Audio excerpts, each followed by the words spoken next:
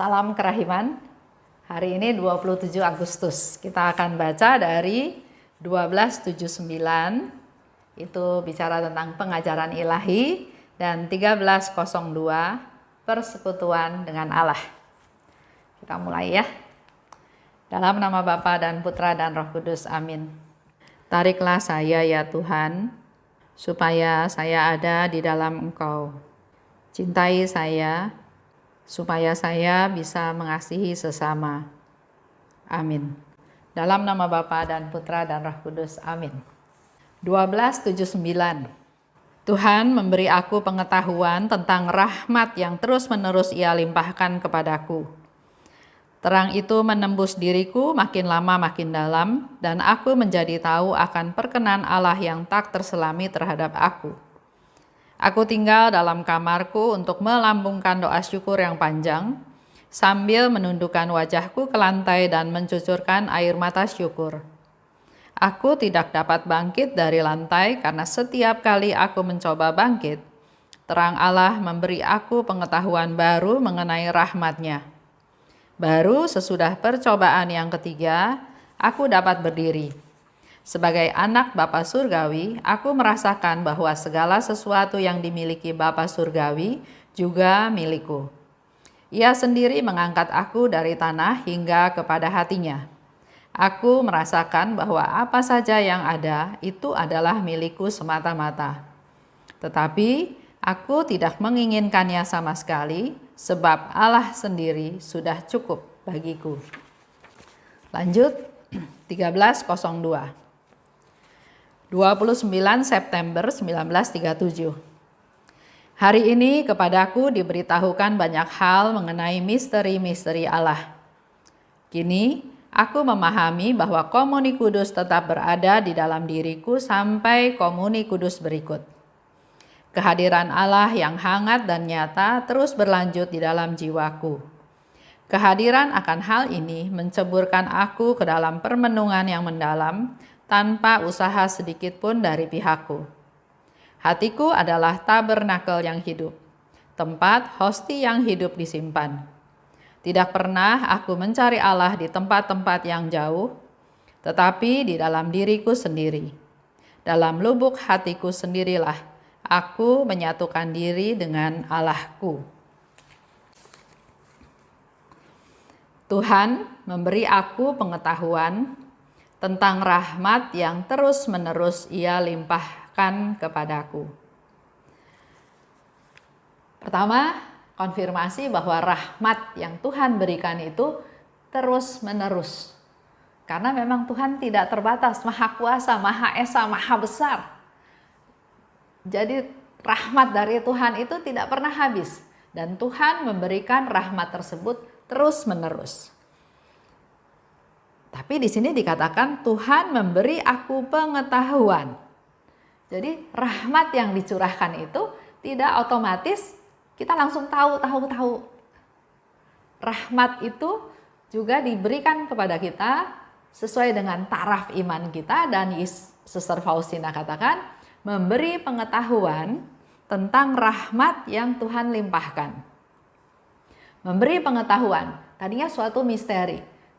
Disingkapkan dari tidak tahu, dari suatu misteri, dari tidak tahu menjadi tahu. Kalau sudah tiba waktunya. Contoh yang sangat sederhana yang saya ingat, Yesus minta kepada Suster Faustina untuk membuat kongregasi baru. Itu yang ditangkap oleh Suster Faustina. Yesus minta supaya dibuat kongregasi baru. Padahal bukan itu yang Yesus maksud. Dan ini tidak langsung dimengerti oleh Suster Faustina, tapi bertahap, ada prosesnya, ada waktunya. Sampai suatu saat Tuhan singkapkan, Tuhan beri pengetahuan yang sebetulnya Tuhan kehendaki adalah apa. Begitu pula dengan hidup kita sehari-hari. Sering kita nggak tahu apa maksudnya Tuhan, tapi lakukan aja, lakukan. Dengan rahmat yang Tuhan beri, bahkan Tuhan Yesus bilang dengan rahmat yang sekecil apapun yang diberikan oleh Tuhan, kita pakai, kita manfaatkan. Suatu saat nanti kalau waktunya sudah tiba, maka Tuhan akan memberikan pencerahan. Tuhan akan memberikan pengetahuan. Yang penting kita punya kerinduan. Kita ingin, ya, ada kerinduan. Dikatakan lebih lanjut, terang ini menembus diriku. Makin lama, makin dalam. Aku jadi tahu akan perkenan Allah terhadap aku. Jadi ada proses ya. Terang ini menembus diriku. Makin lama, makin dalam. Jadi ada suatu proses. Dalam hidup rohani kita juga ada suatu proses. Bukan instan. Dan aku jadi tahu akan perkenan Allah terhadap aku. Setelah itu, Suster Faustina katakan, aku tinggal di kamarku untuk melambungkan doa syukur yang panjang. Jelas di sini Suster Faustina katakan doa syukur yang panjang. Bukan bertele-tele ya, lain. Jadi kita pun perlu punya waktu, siapkan waktu untuk berdialog, untuk berdua dengan Tuhan. Bukan sekejap, bukan per detik ya. Kalau kita ingat jam kerahiman, itu jam, bicara jam. Waktu yang cukup lama. Di sini Suster Faustina bilang, dia tinggal di kamarku dan dia melambungkan doa pujian yang panjang. Doa syukur yang panjang. Sambil menundukkan wajahku ke lantai. Ya, ada kesungguhan. Dan setiap dia mau bangkit, dia rasanya sudah selesai. Setiap dia mau bangkit, dikatakan aku tidak dapat bangkit setiap mencoba bangkit. Ada terang Allah memberi aku pengetahuan baru tentang rahmat-Nya. Jadi dia berlutut, setiap dia mau bangkit, terang Allah menyinari Suster Faustina dan memberikan lagi pengetahuan baru, pengetahuan yang baru tentang rahmat-Nya. Dan ini terjadi 3 kali. Yang ketiga kali Suster Faustina baru bisa bangkit. Tuhan memberikan pencerahan, Tuhan memberikan pengetahuan tentang rahmat-rahmatnya, memberi penjelasan, itu perlu ada waktu, perlu ada kesiapan. Dan tadi dikatakan ada doa syukur. Suster Faustina melakukan doa syukur. Doa syukur yang panjang, dan pada saat itulah Tuhan memberikan pengetahuan tentang rahmatnya yang Tuhan berikan kepada kita. Jadi perlu satu proses, perlu satu niat, satu kesiapan untuk kita semakin intim, semakin pribadi, semakin bersatu dengan Tuhan. Aku merasa apa saja yang ada adalah milikku semata-mata, Suster Faustina katakan ya. Tapi aku nggak menginginkannya. Sebab Allah sendiri sudah cukup bagiku. Ini menjadi satu contoh buat kita semua. Kalau kita sudah pegang Allah, kita sudah punya Allah, yang lain-lain udah nggak penting lagi. Walaupun Suster Faustina bilang itu semua menjadi milikku, tapi buat dia udah nggak penting. Yang penting hanya Allah. Itu juga buat kita semua ya. Kalau kita sudah pegang Allah, kita sudah pegang semuanya. Jadi nggak perlu lagi, nggak penting lagi hal-hal yang lain. Nah, prioritas dalam hidup kita lihat contoh dalam kehidupan kita sehari-hari. Apa yang menjadi target kita? Apa yang menjadi prioritas hidup kita? Kemapanan, popularitas, terkenal, punya jabatan yang tinggi, berkelimpahan, punya harta yang banyak, punya pangkat yang tinggi. Apa yang kita prioritaskan dalam hidup kita? Mungkin pernah dengar juga dari pembahasan beberapa hari yang lalu, semua itu ternyata nggak ada yang kekal. Semua itu sementara sifatnya ya. Apakah populer, apakah pangkat, apakah kaya, apakah harta benda, apakah kekuasaan, semuanya sifatnya sementara. Kita populer, ada orang yang lebih populer. Kita kaya, ada orang yang lebih kaya. Kita pangkatnya tinggi, ada orang lagi yang lebih tinggi pangkatnya. Jadi nggak bisa hal itu, keadaan itu berlaku selama-lamanya. Semuanya sifatnya sementara. Kalau kita berusaha mempertahankan satu posisi kita, posisi di kantor lah ya, misalnya bekerja. Posisi target saya atau contoh real nih. Ada seorang ibu, dia tadinya punya suami, suaminya meninggal karena sakit. Dia punya anak satu. Apa yang harus dia lakukan untuk bisa membiayai keluarganya? Akhirnya diajak sama temennya untuk jadi agen asuransi. Oke, dia lakukan sebagai agen asuransi dengan satu target. Yang penting saya bisa dapat komisi, saya punya mobil. Kalau saya punya mobil, maka saya bisa pergi ke beberapa tempat dengan lebih leluasa. Kerja, akhirnya dia dapat mobil. Target tercapai. Apakah berhenti? Enggak. Ternyata dia mau punya posisi lebih tinggi lagi. Target tercapai lagi, dia mau punya posisi lebih tinggi lagi. Sehingga diharapkan semakin lama dia semakin punya banyak yang bisa dia pegang sebagai pegangan hidup dia. Apakah dalam hal kekayaan, juga dalam hal posisi. Pangkat semakin tinggi, bukan semakin nyaman. Dia jadi takut yang lain bisa mengalahkan dia. Jadi dia berusaha sedemikian rupa supaya dia jangan kalah sama orang lain. Ya. Kerja makin keras, makin fokus ke pekerjaan, dia lupa yang lain-lain, sampai akhirnya dia berpikir, mau sampai kapan? Mau sampai kapan saya bekerja seperti ini? Saya nggak menikmati hidup saya. Yang saya lakukan setiap hari adalah berlomba, dapat prestasi. Apa yang saya kejar? Akhirnya dia sadar, dia bilang, saya jalanin usaha ini sesuai dengan kemampuan dia. Dia nggak mau di-push, dia nggak mau didikte, dia nggak mau diatur dalam tanda kutip. Memang atasannya, perusahaannya berharap dia bisa dapat banyak. Tapi dia melihat dari sisi lain, mau sampai kapan? Saya nggak mau hidup seperti itu. Pilihan memang, otomatis pangkatnya jadi turun, kalah sama teman-temannya. Tapi dalam hal ini dia nggak merasa kalah. Kalau yang lalu dia merasa, waduh saya kalah nih, ya rankingnya saya kalah. Tapi sekarang dia bilang, saya nggak merasa kalah.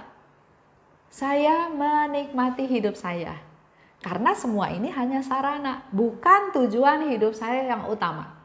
Tujuan hidup saya yang utama adalah saya hidup di dalam damai Tuhan.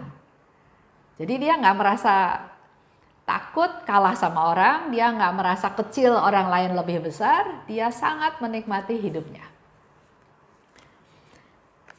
Kalau kita balik ke Suster Faustina, prioritas hidup Suster Faustina adalah Allah sendiri cukup bagiku.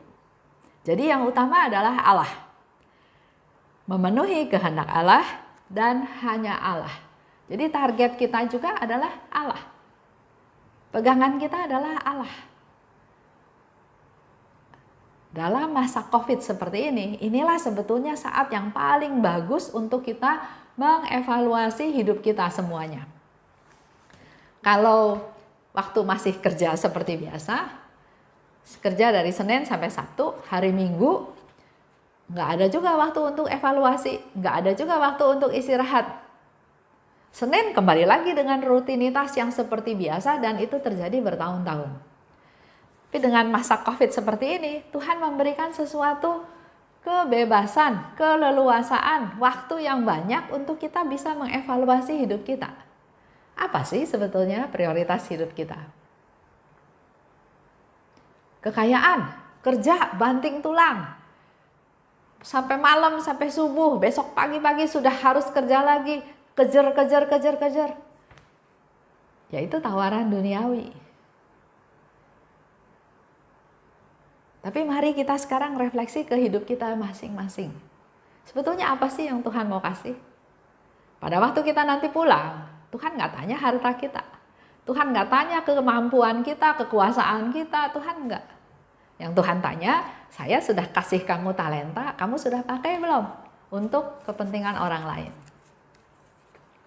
Lanjut ya. Nah, Suster Faustina katakan, prioritasku adalah Allah. Allah sendiri cukup bagiku. Lanjut. Di 1302. Itu terjadi pada tanggal 29 September 1937. Hari ini, kepadaku diberitahukan banyak hal mengenai misteri-misteri Allah. Jadi Suster Faustina katakan lagi,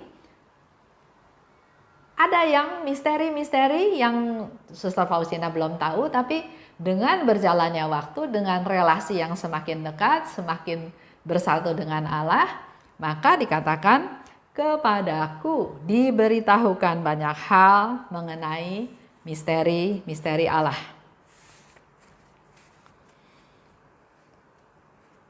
Ada dua hal yang dikatakan oleh Suster Faustina di nomor ini ya. Satu, bahwa komuni kudus tetap berada di dalam diriku sampai komuni kudus berikut. Jadi ini juga menjadi satu pengetahuan buat kita semua. Hari ini terima komuni kudus, tubuh Kristus yang kita sambut ada di dalam diri kita, bertahta dalam diri kita, terus ada sampai komuni yang berikut. Yang kedua, kehadiran Allah yang hangat dan nyata terus berlanjut di dalam jiwaku. Kita bisa merasakan kehadiran Allah yang hangat dan nyata terus berlanjut dalam jiwaku. Kita tahu firman Tuhan ya, Allah menyertai sampai akhir zaman. Allah ada di mana-mana. Allah selalu hadir. Nah, ini satu konfirmasi yang Tuhan berikan kepada Suster Faustina, misterinya dibuka lagi, mau mengingatkan kita semua bahwa Tuhan itu ada, Tuhan itu selalu hadir. Jadi jangan pernah dalam pikiran kita, wah Tuhan gak dengar doa saya, Tuhan gak ada, Tuhan gak perhatiin saya. Itu hilangkan pemikiran itu ya. Tuhan itu selalu ada buat kita. Dan tadi yang dikatakan komuni kudus, jadi kehadiran Tuhan itu berkesinambungan, berkelanjutan, enggak putus-putus. Jadi selalu ada dan ada lagi dan ada lagi. Ini satu konfirmasi yang besar sekali yang mau kasih tahu ke kita semua bahwa Allah selalu ada buat kita. Allah menyertai kita. Dikatakan oleh Suster Faustina, hatiku adalah tabernakel yang hidup. Tempat hosti yang hidup disimpan. Tempat hosti yang hidup disimpan di tabernakel. Kalau kita menerima tubuh Kristus, maka hati kita lah tempat Yesus bertahta. Ada Yesus dalam diri kita masing-masing. Suster Faustina pertegas lagi, tidak pernah aku mencari Allah di tempat-tempat yang jauh, tapi di dalam diriku sendiri. Punya iman, percaya, kita sambut tubuh Kristus dalam komuni kudus, kita tahu Tuhan ada di dalam diri kita. Dalam lubuk hatiku sendirilah aku menyatukan diri dengan Allahku. Yesus sebagai Tuhan yang kita sambut dalam hosti kudus, masuk ke dalam diri kita, menyatu dengan kita. Nah, yang sering kita tidak sadari adalah bahwa kita ini sudah bersatu dengan Tuhan. Sehingga sering ada istilah Tuhan itu jauh, Tuhan Tuhan nggak mendengarkan. Tapi sebetulnya Tuhan ada di dalam diri kita. Maka saya mau ajak Bapak Ibu untuk merenungkan bahwa Suster Faustina nggak cari Allah di tempat-tempat lain. Renungkan, praktekkan bahwa Allah itu ada di dalam diri kita masing-masing. Berusaha untuk satukan diri dengan Allah.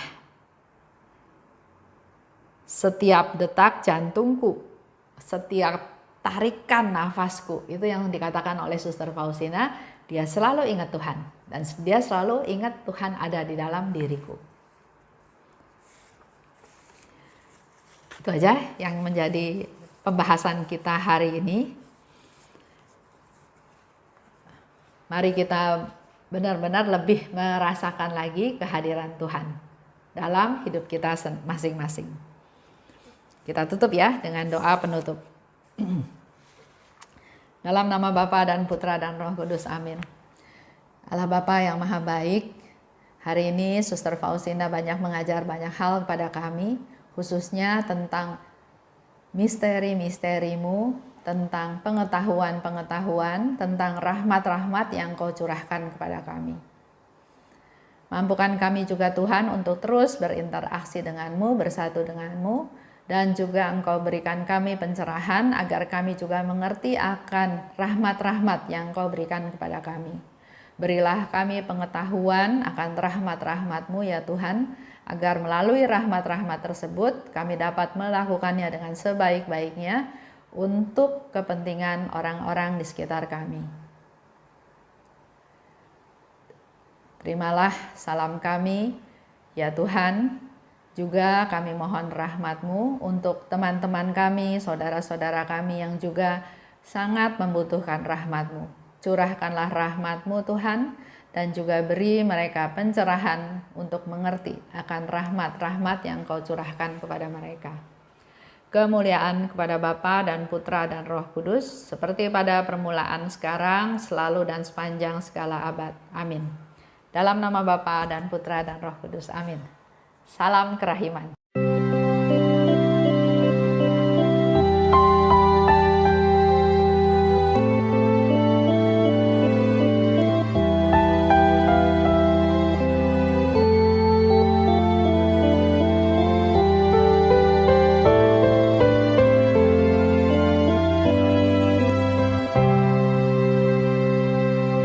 Syukur kepadamu ya Allah, karena Engkau mengelilingi hidupku dengan perhatian-Mu yang mesra dan penuh kasih.